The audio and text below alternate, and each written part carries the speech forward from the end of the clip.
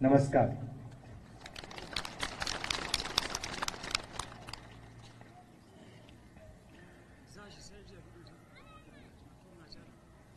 कुछ महीने पहले कन्याकुमारी से हम कश्मीर तक चले थे। यात्रा को हमने भारत जोड़ो यात्रा नाम दिया था और हमारा लक्ष्य जो बीजेपी और आरएसएस देश में नफरत और हिंसा फैला रहे हैं, उसके खिलाफ खड़ा होना, देश में भाईचारा, मोहब्बत फैलाने की हमने कोशिश की। यात्रा का मैसेज था, बहुत अच्छा नारा जो यात्रा में से निकला था, नफरत के बाजार में हम मोहब्बत की दुकान खोलने निकले हैं। और यही आपकी सोच है। पिछले दिनों में अपनी आंखों से मुझे यह देखने को मिला। यात्रा श्रीनगर में नहीं रुकनी थी, यात्रा को लद्दाख में आना था, मगर उस समय सर्दी थी, बर्फ थी और एडमिनिस्ट्रेशन ने हमें मना किया, कहा कि लद्दाख में नहीं जाना चाहिए। तो हमने बात मान ली थी। तो मेरे दिल में था और अभी भी है कि लद्दाख में भी हमें वो यात्रा चलानी चाहिए। शायद छोटा सा पहला कदम लिया, पैदल नहीं गए,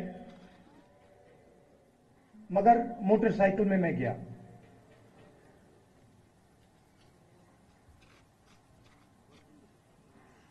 और लद्दाख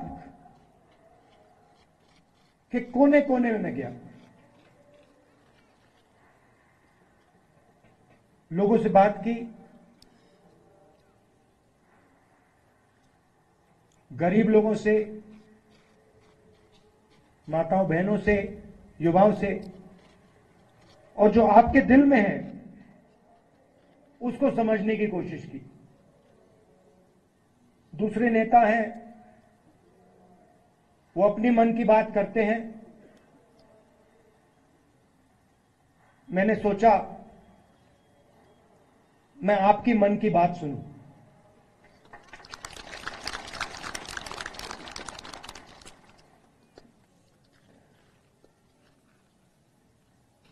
एक बात तो बिल्कुल साफ है कि जो गांधी जी की विचारधारा है, कांग्रेस पार्टी की विचारधारा है, वो लद्दाख के खून में और डीएनए में है। और मैं सिर्फ नहीं बोल रहा हूं आपको, ये मत समझिए कि मैं आपको भाषण में बात बोल रहा हूं। मोटरसाइकिल में मैंने पूरे लद्दाख का चक्कर काटा है और रास्ते में देश भर से हमारे लोग लेबर का काम करते हैं। बिहार से, राजस्थान से, उत्तर प्रदेश से, झारखंड से, छत्तीसगढ़ से, अलग अलग स्टेट से यहां लोग सड़क बनाने, लेबर का काम करते हैं। और मैंने जानबूझ के इनसे सवाल पूछा। मैंने इनसे पूछा, देखिए आप यहां सर्दी में काम कर रहे हो, यूपी से आए हो, बिहार से आए हो, वहां पे इतनी सर्दी नहीं पड़ती, यहां पे -10-20 हो जाता है, आपको लद्दाख के लोग कैसे लगते हैं? क्या आपको लगता है कि यहां आप अकेले काम कर रहे हो, या लद्दाख के लोग आपकी मदद करते हैं, आपको प्यार दिखाते हैं? मैंने उनसे पूछा, और एक से नहीं, अनेक लेबरर्स से मैंने पूछा, और सारे के सारे लेबरर्स ने मुझे बताया कि हम अपने घर से हजारों किलोमीटर दूर हैं, हमारा परिवार यूपी में है, बिहार में है, मगर लद्दाख में हमें ऐसा लगता है कि हमारा दूसरा घर है।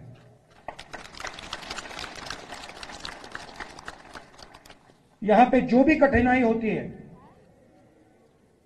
पत्थर गिर जाते हैं, चोट लग जाती है, सर्दी होती है, भूख लग जाती है, लद्दाख के लोग हमारी मदद करते हैं, और जब भी हम उनके पास मदद के लिए जाते हैं, वो एकदम हमारी मदद करते हैं।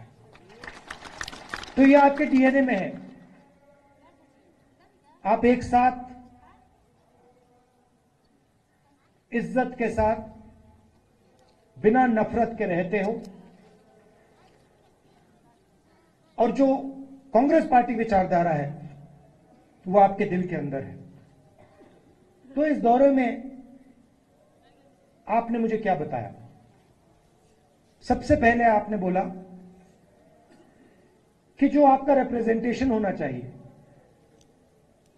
जो आपकी राजनीतिक आवाज होनी चाहिए, जो आपके लोकल गवर्नमेंट्स के लीडर होने चाहिए, वो आवाज आपकी दबाई जा रही है। आप जरूर यूनियन टेरिटरी बने, मगर आपके जो हक हैं, आपके जो अधिकार हैं,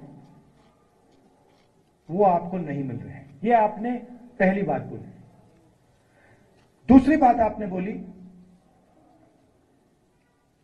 कि जो रोजगार के वायदे आपसे किए गए थे,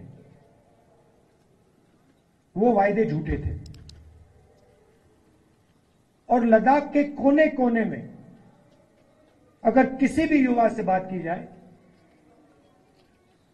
वो आपको कहेगा कि लद्दाख बेरोजगारी का एपिसेंटर है।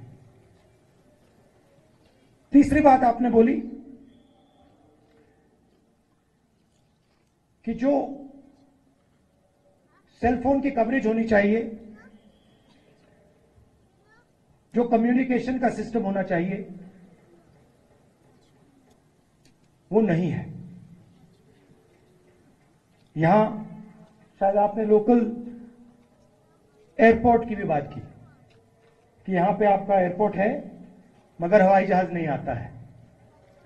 तो मैंने आपकी बात सुनने की कोशिश की, और कांग्रेस पार्टी आपके साथ खड़ी है, और आपकी जो स्ट्रगल है, चाहे वो आपकी जमीन का मामला हो, चाहे वो रोजगार का मामला हो, चाहे वो आपका जो कल्चर है, आपकी जो भाषाएं हैं, उसकी रक्षा करने की बात हो, हम आपके साथ एक साथ खड़े हैं।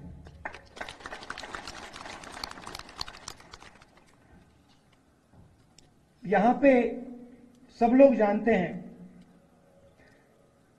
कि बहुत सारे नेचुरल रिसोर्सेज हैं। 21वीं सदी में सोलर एनर्जी की बात की जाती है, और लद्दाख में सोलर एनर्जी की कोई कमी नहीं है। बीजेपी के लोग ये जानते हैं, समझते हैं कि अगर आपको रिप्रेजेंटेशन दिया जाए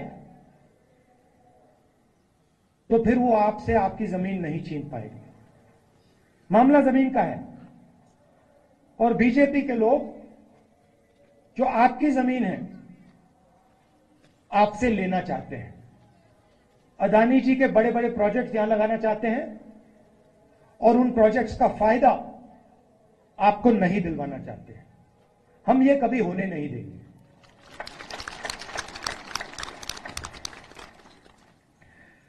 कांग्रेस पार्टी ने जो लेह की एपेक्स बॉडी है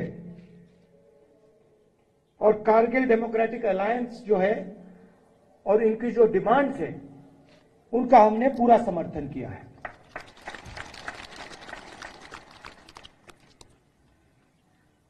आखिरी बात मैं आपसे कहना चाहता हूं, लद्दाख एक स्ट्रेटेजिक जगह है और यहां आने पर, खासतौर से जब मैं पैंगोंग लेक में था, तो एक बात बिल्कुल साफ है कि चाइना ने हिंदुस्तान की जमीन ली है। हजारों किलोमीटर जमीन हिंदुस्तान की चाइना ने हमसे छीनी है। और दुख की बात है कि हिंदुस्तान के प्रधानमंत्री ने ऑपोजिशन की मीटिंग में कहा कि हिंदुस्तान का 1 इंच किसी ने नहीं लिया है। यह सरासर झूठ है। लद्दाख का हर व्यक्ति इस बात को जानता है कि लद्दाख की जमीन चाइना ने हिंदुस्तान से ली है और प्रधानमंत्री जी सच नहीं बोल रहे हैं। और आपका जो रोल रहा है, खासतौर से कारगिल का रोल रहा है, उसके बारे में भी मैं कहना चाहता हूं। जब भी हिंदुस्तान को आपकी जरूरत पड़ी है, जब भी बॉर्डर पे युद्ध हुआ है, तो कारगिल के लोग एक आवाज के साथ हिंदुस्तान के साथ खड़े हुए हैं। यह आपकी हिस्ट्री है। यह आपने एक बार नहीं, अनेक बार देश को दिखाया है। तो मैं इसके लिए आपको दिल से धन्यवाद करना चाहता हूं और आपको आश्वासन देना चाहता हूं कि इस देश में बहुत सारे धर्म के लोग हैं, अलग अलग जात के लोग हैं, अलग अलग भाषाएं बोलते हैं लोग। हमारे लिए सब लोग एक हैं और इस देश में सब लोगों को इज्जत से, मोहब्बत से रहना चाहिए। आप यहां आए, आपने अपना कीमती समय मुझे दिया, इसके लिए मैं आपको दिल से धन्यवाद कहना चाहता हूं। और अंत में कहना चाहता हूं कि अब मैं लद्दाख के चारों ओर घुमा हूं और शायद ये हिंदुस्तान की सबसे सुंदर जगह है और यहां के लोग दिल से बात करते हैं, प्यार से बात करते हैं। इसके लिए आप सबको बहुत बहुत धन्यवाद।